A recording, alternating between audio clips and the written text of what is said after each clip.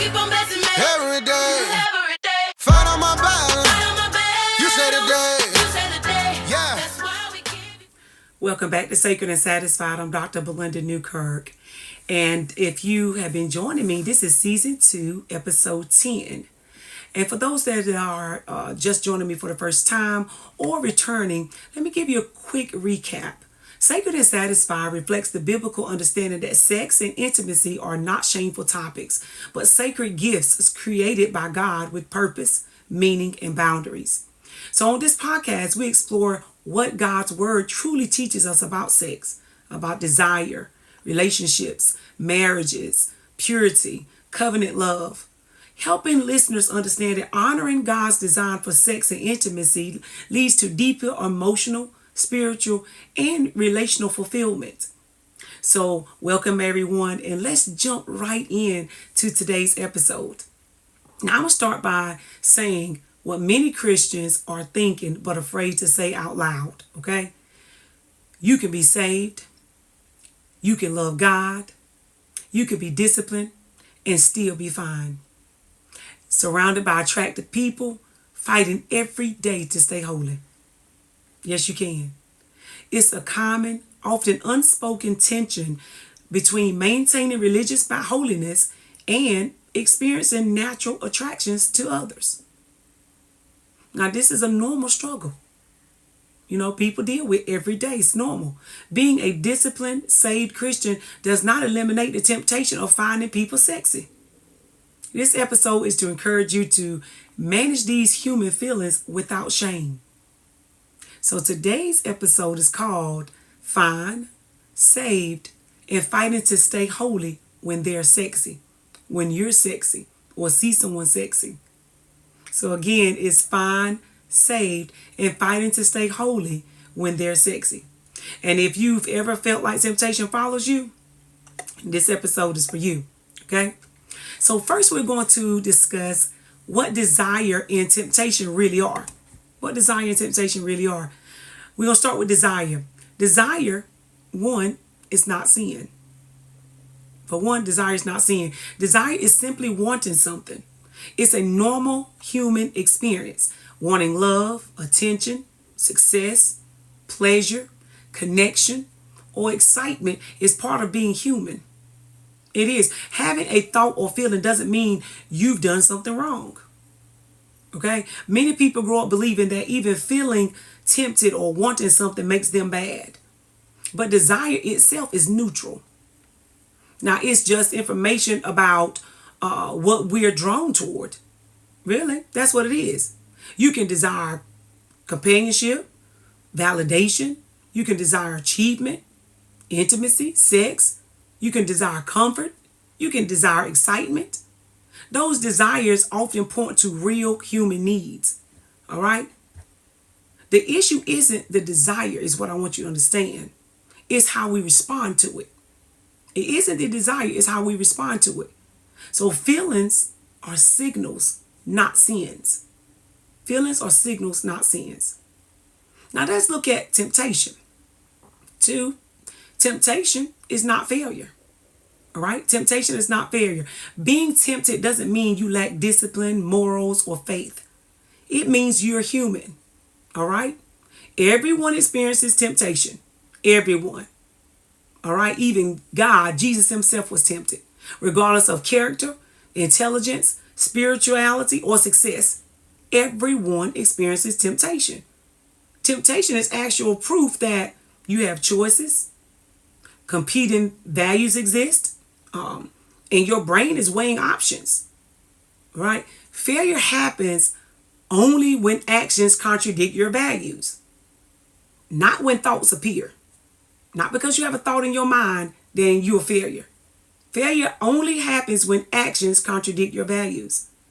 So, example, seeing unhealthy food isn't a failure. Considering texting an ex isn't failure. Feeling attracted to someone isn't failure.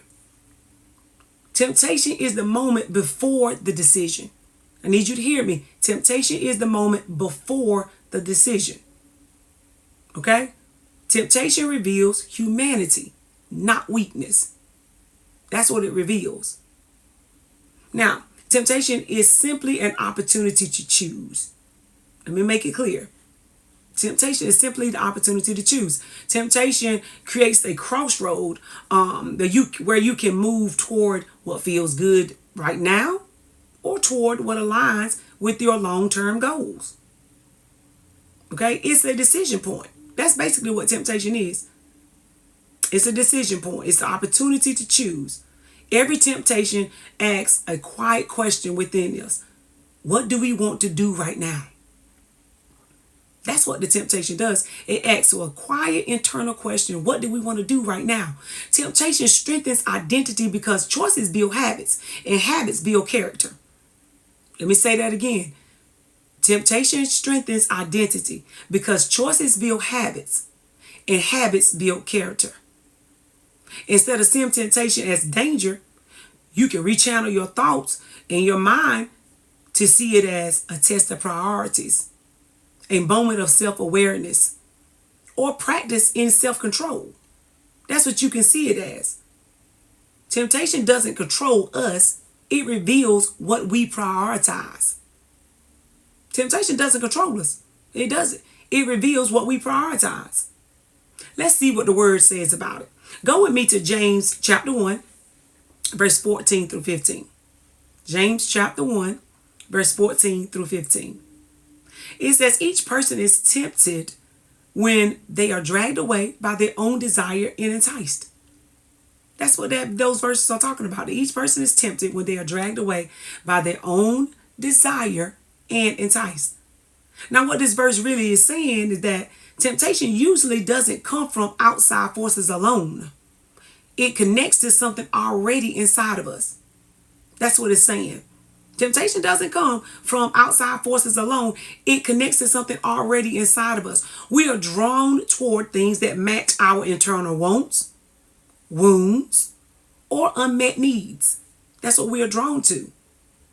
We are drawn to things that match our internal wants, our wounds, traumas, experiences, or unmet needs. All right? So the language in the verse that says something about dragged away and enticed is psychological. Those words, though, that language is considered psychological because desire pulls, opportunity attracts, attention lingers, then behaviors follow. That's how it happens. Dragged away and enticed. In the verse it says each person is tempted when they are dragged away by their own desire and enticed. And enticed. So dragged away and enticed is psychological. That's what it is. Desires pulls.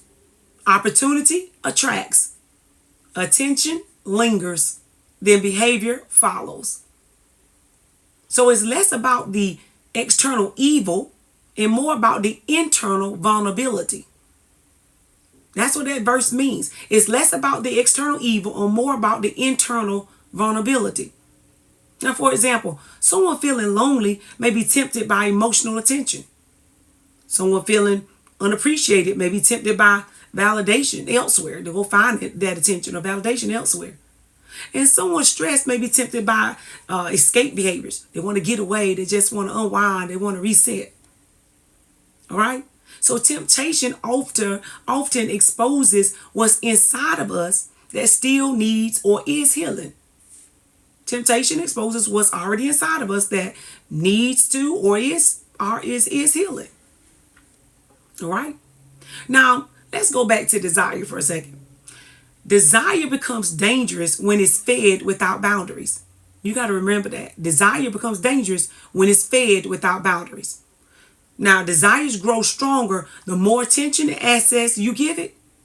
Anything repetitively fed becomes harder to control. You know that and I know that. Anything repetitively fed becomes harder to control. Think of desire like a fire. Think of it like a fire. If a fire is contained, it produces warmth and it can produce light. Now, if a fire is uncontrolled, it can produce nothing but destruction. You know, think of it like a wildfire. It's not controlled. It produces destruction. So boundaries are not punishment. They are protection. Boundaries are not punishment. they are protection. So, what do I mean when I say boundaries are not punishment? They are protection. For example, constant messaging someone increases emotional attachment. If you're constantly reaching out, it creates an emotional attachment. Repetitive exposure normalizes risky behavior. If you could constantly go into getting into or engaging in situations, it normalizes risky behavior. Another example is fantasy strengthens emotional investment. If you have something going around in your head long enough, it strengthens the emotional investment in wanting to engage in it. Like Bishop O'Neill said long ago, a thought will become a thing if it's not interrupted. Okay? The brain builds pathways through repetition. All right? The more you engage a desire, the more automatic it becomes. Because the brain builds pathways through repetition, through repetitive behaviors. So boundaries don't kill desire, they keep it healthy. That's what boundary does. All right? Now let's look at how desire actually works. Let's look at how desire actually works. Now, desire doesn't appear randomly.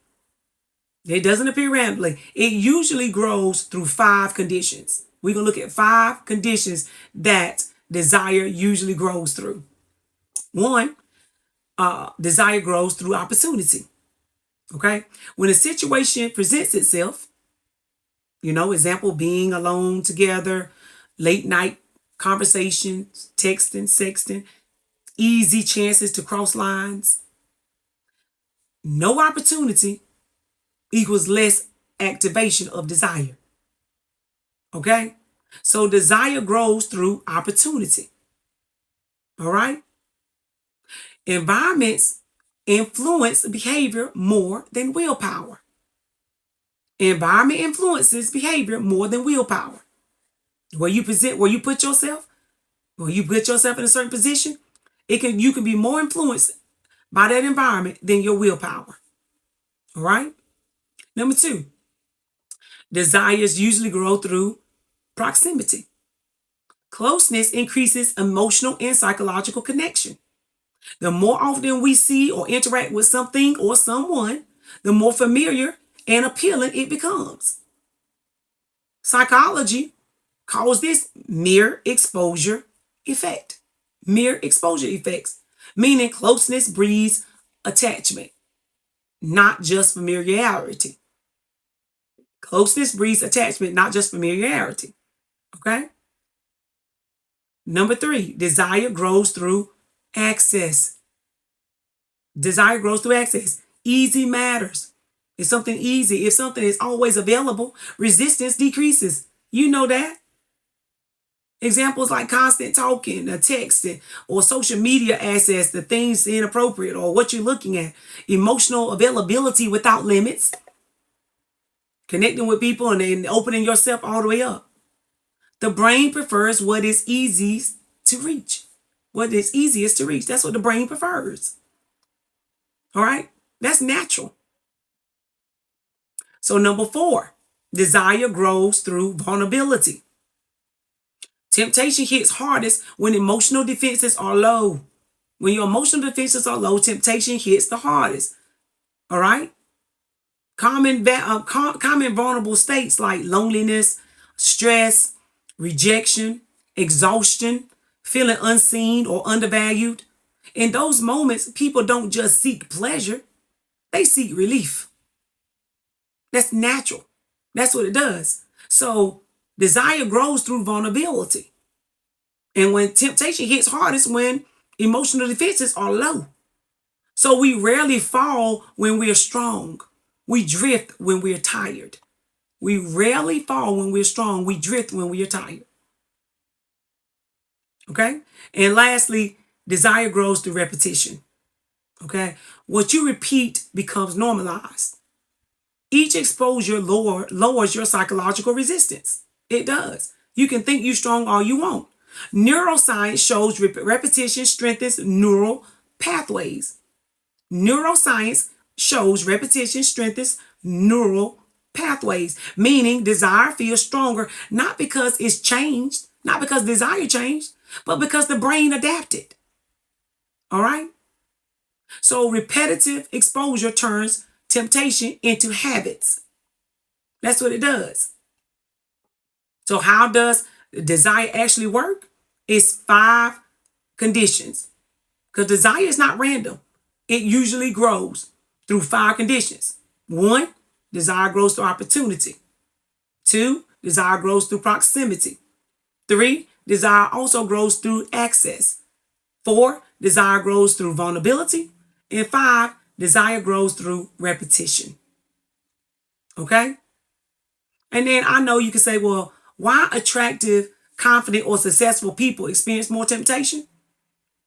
Well, it's simple. Visibility increases options and attention. Visibility increases options and attention. The more attention equals more opportunities for temptation. More attention gives you, more attention you get, more attention you show, increases more opportunity for temptation. People who are attractive, confident, socially influential, successful, charismatic, often receive more invitations, more validation, more emotional interest, and more access to alternative choices. They do. This isn't about morality. It's about exposure. That's what that's about. Higher visibility creates more adoration, more emotional projections, and sometimes more boundary testing from others. So temptation often increases more opportunity, not character flaws. You got to realize that. Temptation often increases more opportunity, not character flaws.